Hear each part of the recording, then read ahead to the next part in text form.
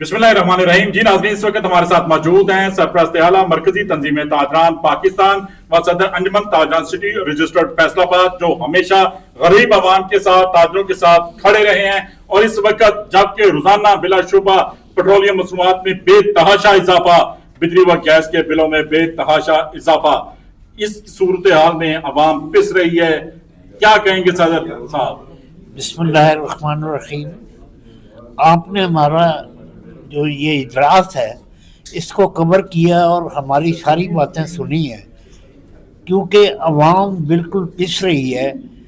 Petrol एक ऐसी चीज़ है या बिजली, उसकी वजह से हर तरफ महंगाई अपना राज कर रही है और गरीब आदमी जो है वो पिस रहा है।